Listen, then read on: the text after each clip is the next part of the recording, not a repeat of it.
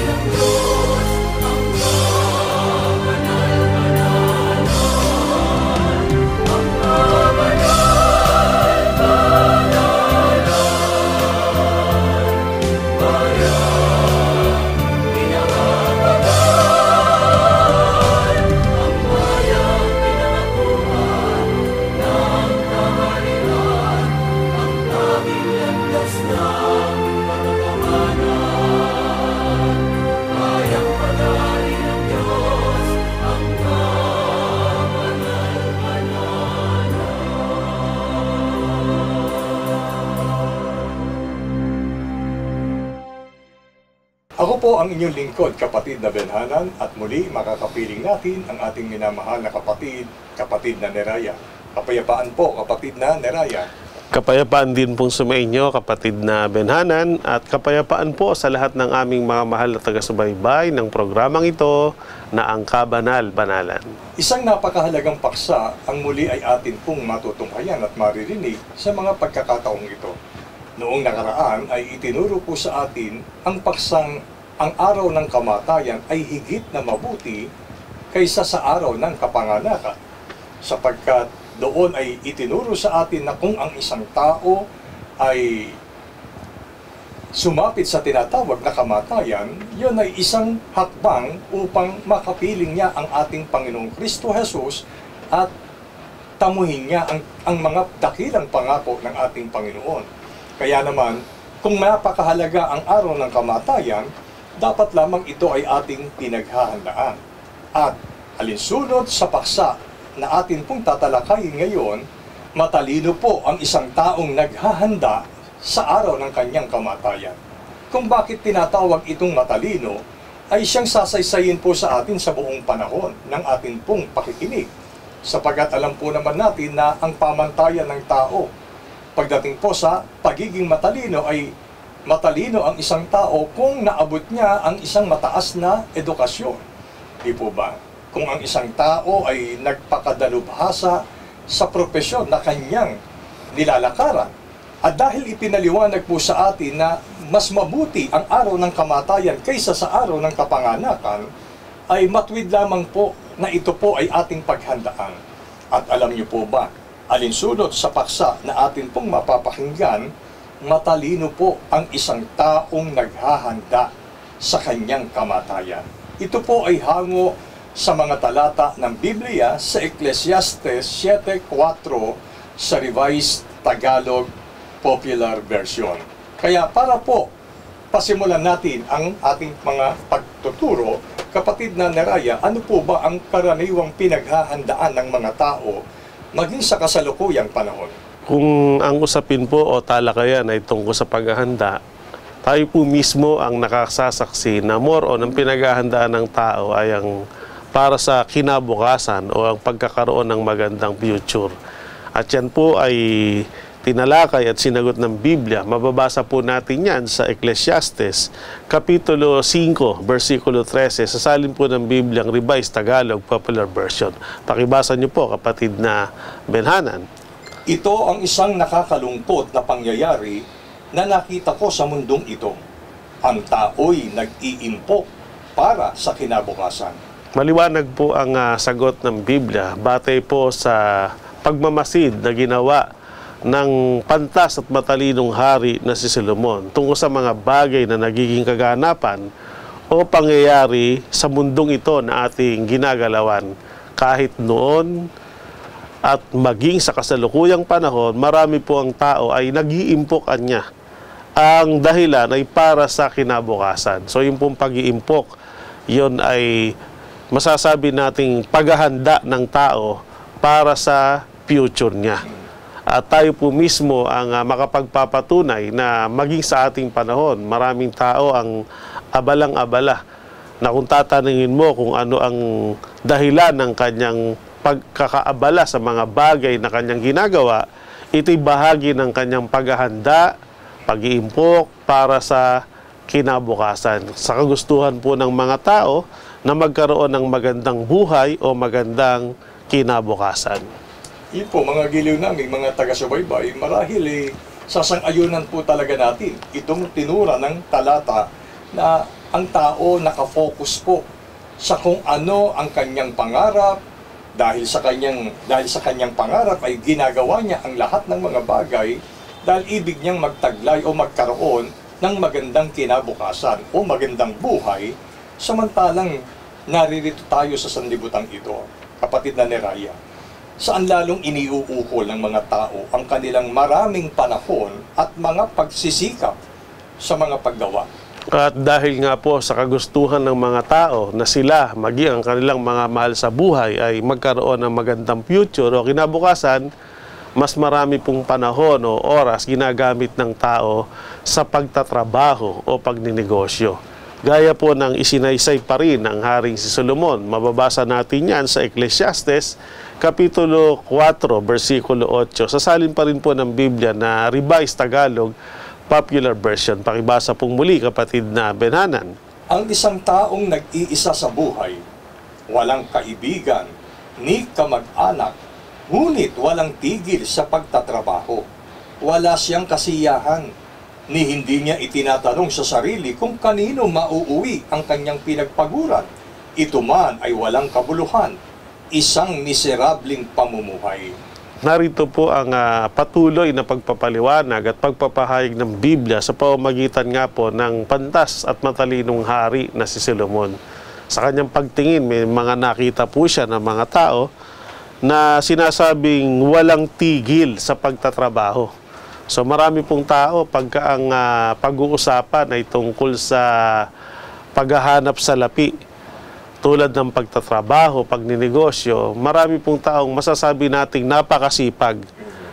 Dahil mentras marami kang ginagamit na oras o panahon para ikay makapagtrabaho o makanegosyo, mas marami kang salapi o yaman na maiimpok. Nang dahil nga kung bakit gusto ng taong makapag-impok ng maraming kayamanan, yun ay panustos niya sa kanyang mga pangailangan at sa pangailangan ng kanyang mga mahal sa buhay para sa hinaharap. Kaya makikita natin na talagang busy-busy o abal ang mga tao na kung iba nagsisipag-aral pero gustong matapos na yung pag-aaral para nga makapagtrabaho, makapagnegosyo para po sa kanilang kinabukasan. Isang katotohanan ng buhay, mga giliw naming taga-subaybay, na ang tao ay nakafocus lamang sa kung ano ang gusto niyang maabot sa buhay na ito. At dahil doon, mapapansin po natin na ang taong ito ay walang puknat sa kanyang pagtatrabaho, sa pagpapagal, at alinsunod sa sinasabi ng Biblia, walang kasiyahan ang tao. At kung ang kapwa-tao naman ang titingin sa kanyang kapwa-tao, sasabihin niyang napakasikap naman ng taong yun. No? Kahit wala siyang pamilya, wala siyang kamag-anak, solo na lang siya sa buhay na ito, walang puknat pa rin sa pagtatrabaho. Kaya sinasabi ng kapwa-tao ng kanyang kapitbahay, ay napakatyaga ng taong yun, napakasikap, napakamasipag. Pero alam niyo po ba, ang deskripsyon ng Biblia sa ganong uri ng pagsisikap ng tao, yan po ay walang kabuluhan. At kung sa tingin natin, kapag ang tao ay nabubuhay ng marangya, ay para bang sinasabi nating napakabuti naman ang antas ng kanyang pamumuhay. Pero alinsunod sa Biblia, yun po ang totoong miserabling buhay. At mamaya, aalamin pa po natin bakit ganito ang pagtuturo ng Biblia sa isang tao na walang ginawa kundi gugulin ang kanyang lakas at panahon sa paghanap ng kayamanan sa buhay na ito. Dahil sa sobrang abala ang maraming tao sa pagtatrabaho at pagnenegosyo, paano nasabi ni Haring Solomon na yun ang isang miserableng buhay? Ano po ba ang totoong kanilang nalilimutan na dapat paghandaan? Yun pong lalong mahalagang bagay na dapat po ay pinag-ahandaan kaysa sa mga bagay na pangailangan sa buhay na ito. Yun na nga po yung tinatalakay sa ating paksa, yung tungkol sa paghahanda sa kamatayan. At yan po ay mauunawaan natin sa pamamagitan ng pahayag ng ating Panginoon tungkol sa isang talinghaga. Mababasa po natin yan sa Lucas Kapitulo 12, versikulo 15 hanggang 21 sa Revised Tagalog Popular Version. At sinabi niya sa kanilang lahat, mag-ingat kayo sa lahat ng uri ng kasakiman, sapagkat ang buhay ng tao ay wala sa dami ng kanyang kayamanan. Pagkatapos, isinalaysay ni Jesus ang isang talinghaga. Isang mayaman ang umani ng sagana sa kanyang bukirin, kaya't nasabi niya sa sarili, ano ang gagawin ko ngayon? Wala na akong paglagyan ng aking mga ani. Alam ko na, ipagigiba ko ang aking mga kamalig at magpapatayo ako ng mas malaki. Doon ko ilalagay ang aking ani at ibang ari-arian. Pagkatapos ay sasabihin ko sa aking sarili, marami ka nang naipon para sa mahabang panahon, kaya't magpahinga ka na lamang, kumain, uminom at magpasarap sa buhay. Ngunit sinabi sa kanya ng Diyos, hangal, sa gabi ring ito'y babawian ka na ng buhay. Kanino ngayon mapupunta ang mga inilaan mo para sa iyong sarili? Ganyan ang sasapitin ng sino mang nag-iipon ng kayamanan para sa sarili, ngunit dukha naman sa paningin ng Diyos. Narito po ang sagot at paliwanag ng Biblia sa pagtalakay po ng ating Panginoong Kristo Jesus tungkol sa isang talinghaga nung pong panahon na siya'y nagkatawang tao. Kalakip ang mahalagang aral na dapat po nating matutunan. Sa unang bahagi ng mga talata ay sinabi niyang mag-ingat-anya tayo sa lahat ng uri ng kasakiman, sapagkat ang ganda ng buhay ay wala po yan sa dami ng kayamanang tinatangkilik ng tao. Kasi sa pamantayan po ng tao, para masabing maganda ang buhay mo, marami kang achievements, marami kang mga naipon o naipundar. Sa pamantayan po yun ng tao. Pero sa pamantayan ng Diyos, ng ating Panginoong Kristo Jesus, hindi doon masusukat ang totoong magandang buhay. Sa halip ay pinag-iingat nga tayo na mahulog sa kasakiman. At kalakip nun, ay tinalakay po niya ang isang talinghaga tungkol sa isang mayaman. Dahil sa kanyang pagiging mayaman, ay nag-invest siya sa bukirin at dumating yung panahon na umani siya ng napakarami. At tinatanong niya ang kanyang sarili kung saan niya ilalagay ang naging tubo o bunga ng kanyang pagpapagal. Sabi niya, ipagigiba niya yung kanyang maliliit na kamalig o bangan at doon niya ilalagay sa panibagong mga bangan o kamalig yung kanyang mga inani. At sasabihin niya, dahil marami ka na anyang ari-arian sa mahabang panahon, pagkakataon mo na niya para magpahinga ka na lamang, kumain ka, uminom ka, magpasarap ka na lang sa buhay. So yan ang gusto ng tao, kaya gustong mag-ipon ng mag-ipon eh. Kumbaga, tinotodo ang lahat ng panahon habang bata pa, habang may lakas pa, habang may opportunity o pagkakataon para kumita ng marami salapi. Para pagdating ng panahon, kumbaga, pag nag-retire na sila, marami na silang panusto sa kanilang mga pangailangan. Hindi niya natandaan na bawat tao, kung merong takdang araw na ang tao ipinapanganak, may takdang araw na ang tao namamatay. At nung sinasabi niyang pwede mo nang simulan na magpakasaya ka, magpahingalay ka, gawin mo na lahat ng pagpapasarap sa buhay. Doon niya narinig ang isang tinig na nagsasabi, kukunin sa iyo ngayon ang iyong buhay. Yung mga pinagpagalan mo, yung mga inipon mo, mapapasa kangino kaya. Hindi niya po napaghandaan yung araw ng kamatayan. Ang pinaghahandaan niya, yung buhay niya sa hinaharap, hindi naman na po pala siya aabot doon. Kaya lahat niya ng mga bagay na pinundar mo, na ipon mo, mapapasa kanino kaya. Yan po ang nangyayari.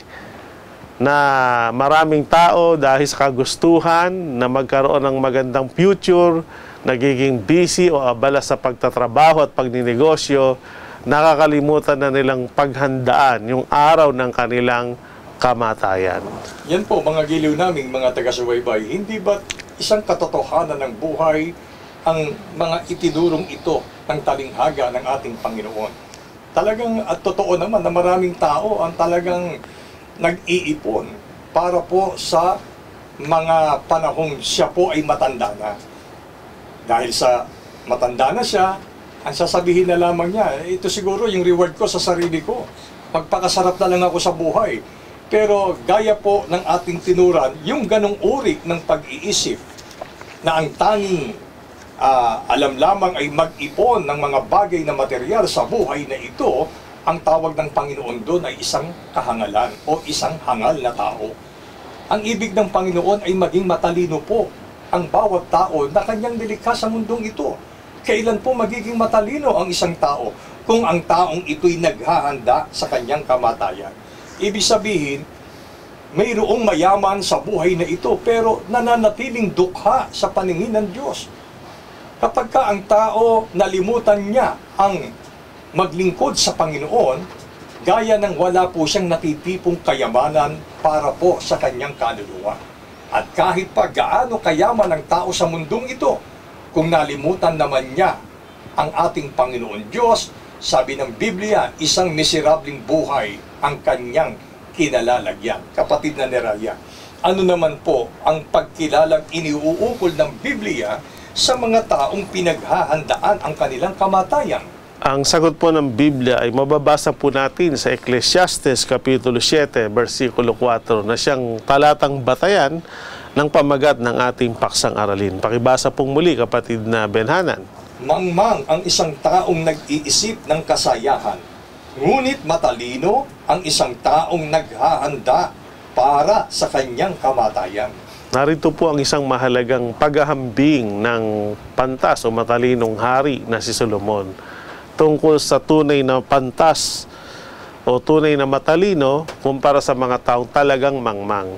Pagka ang taoan niya, ang kanilang iniisip, ang laging pinaghahandaan yung mga bagay na makapagpapasaya sa kanya, yung kasaganaan sa buhay na ito, yung mga kasayahan, no?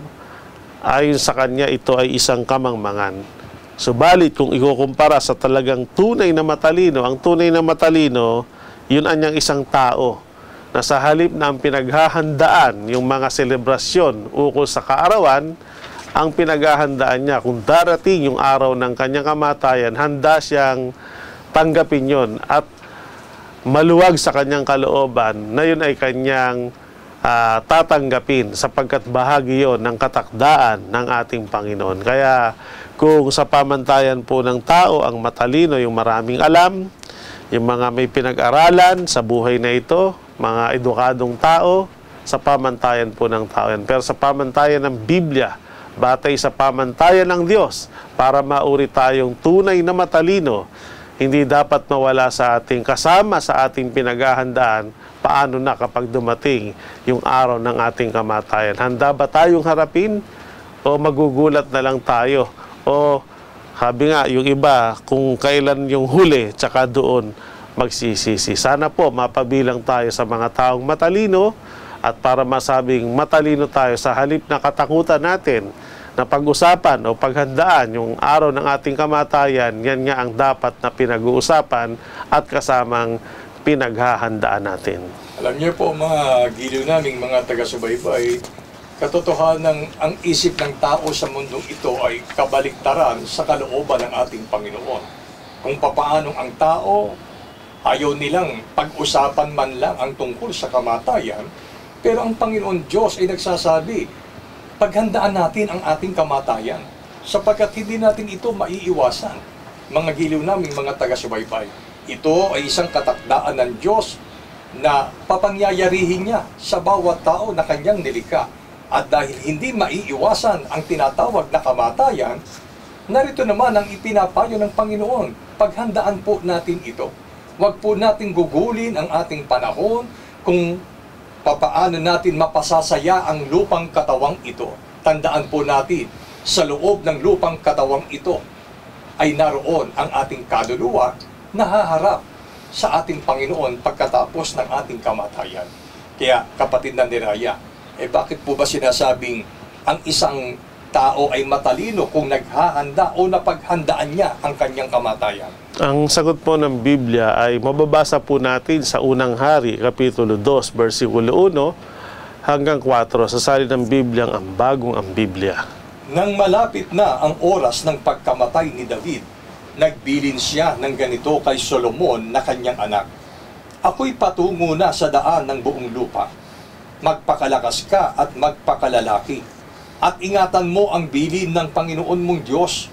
Lumakad ka sa kanyang mga daan, at ingatan ang kanyang mga tuntunin, mga utos, mga batas, at mga patotoo, ayon sa nasusulat sa kautusan ni Moises, upang ikaw ay magtagumpay sa lahat ng iyong ginagawa, at maging saan ka man bumaling, upang pagtibayin ng Panginoon ang kanyang salita na kanyang sinabi tungkol sa akin, na sinasabi, kung ang iyong mga anak ay mag-iingat sa kanilang lakad, nalalakad sa harap ko na may katapatan ng kanilang buong puso at ng kanilang buong kaluluwa, hindi ka mawawala ng lalaki sa trono ng Israel." Narito po ang pahayag ng banal na kasulatan kung bakit nauuring tunay na matalino sa pamantayan ng Biblia ang taong pinaghahandaan ang araw ng kamatayan. Ang isang halimbawa nito ay ang ama ni Solomon, ang haring si David. Si David po ay isa yan sa kanyang pinaghandaan yung araw ng kanyang kamatayan. Kaya masasabi siya matalino. At isang kahayagan ng kanyang paghahanda bago dumating yung araw ng kanyang kamatayan, kaya siya matalino, nagawa niyang magbilin sa kanyang anak na si Solomon.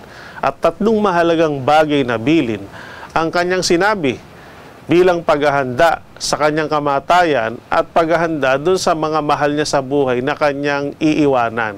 Anong sabi niya po kay Solomon? Magpakalakas ka at magpakalalaki. Pangalawa, ingatan mo ang mga bilin o mga utos ng Panginoon mong Diyos. Ang ikatlo, lumakad ka o mamuhay ka sa kanyang mga daan. At ingatan mo niya ang kanyang mga tuntunin, ang mga utos, ang mga batas, at mga patuto ayon sa nasulat sa kasulatan. At kung magawa ni Solomon ang mga biling ito at yun ay kanyang nagawa, ang mabuting dulot nun, una, ikaw anya ay magtatagumpay sa lahat ng iyong ginagawa at saan ka man anya bumaling. Pangalawa, upang papagtibayin ng Panginoon sa iyo ang kanyang salita na kanyang sinabi tungkol sa akin. Meron kasing tipanan ng pagpapala o pangako na sinabi ang Diyos sa kanyang mga lingkod na naglilingkod sa kanya tulad ni David. At ang ikatlong mabuting dulot, pag nagawa yung mga bilin, kung ang yung mga anak niya ay mag-iingat ng kanilang pamumuhay o lakad, lalakad sa aking harap na may katapatan, ang kanilang buong puso, ang kanilang buong kaluluwa ay mananatiling umiibig at naglilingkod sa Panginoon, hindi niya mawawalan ng lalaki sa trono ng Israel. So, yun pong lahat ng yon na ibinilin ni Haring David, bahagi ng paghahanda niya sa kanyang araw ng kamatayan ay pinakinggang mabuti ng kanyang anak na si Solomon at sinikap niya ito, na ito'y kanyang magawa. At dahil doon, yung biyaya na hatid ng mga pagbibiling yon naranasan. Tunay po na naging matagumpay ang pamumuhay ni Solomon. At saan man siya bumaling, nung siya ang umaliling hari, ay success. Yun nga yung panahong napakapayapa ng kaharian ng Israel sa panahon ng paghahari ni Solomon dahil naingatan niya ang bilin ng kanyang ama. At tinugunan ng Panginoon at tinupad ng Diyos ang kanyang mga pangako sa ilalim ng isang banal na kasunduan. At nanatili ang kanilang lahi, kumbaga royal blood, sa kanilang lahi lumitaw ang mga sumunod na humaliling prinsipe at hari sa Israel. So, kaya po masasabing tunay na matalino yung taong alam niyang darating yung panahon ng kanyang kamatayan, kasama ito sa kanyang iniisip at ipinaplano at isang magagawa, makapagbibigay ka ng maayos na pagbibilin sa mga mahal mo sa buhay na iiwanan mo. Hindi katulad nung iba na akala niya hindi pa siya mamamatay. Kaya dahil doon, puro kalayawan, puro mga bagay na makapagpapasaya, at siya mismo, kapag namatay, ay nabibigla. Pati yung mga mahal niya sa buhay, hindi ngayon alam yung kanilang gagawin. At dahil doon, napapariwara yung kanilang mga anak. Kaya kung matalino man ng tao, sa pamantayan ng tao, mayaman siya, makakalihan, pero hindi niya pinagandaan yung araw ng kanyang kamatayan, hindi niya maisasali ng mabuti sa kanyang mga anak, at hindi siya makapagbibili ng maayos. Kaya tularan po natin si David. Kaya nung sabihin po ni Solomon na matalino ang tao na pinaghahanda ng kamatayan, napatunayan niya yon dahil yun ay tribute o pagkilala sa kanyang ama na si David, na tunay na naging matalino at naging kapakipakinabang yung mga pagbibilin o pagpapayo sa kanila. Alam nyo, mga giliw naming mga taga-subaybay, huwag po nating ipagkamali na dahil ang talatang binasa ay nasa huling yugto na ng kanyang buhay si David. Kung kaya ganun na lamang ang pagbibilin ni Haring David sa kanyang anak na si Solomon, na puro sa Diyos ang kanyang binabanggit dahil alam niyang mamamatay na siya. Alam niyo po, naging malinaw ang pag-iisip ni Haring David hanggang sa bago siya abutan ng tinatawag na kamatayan.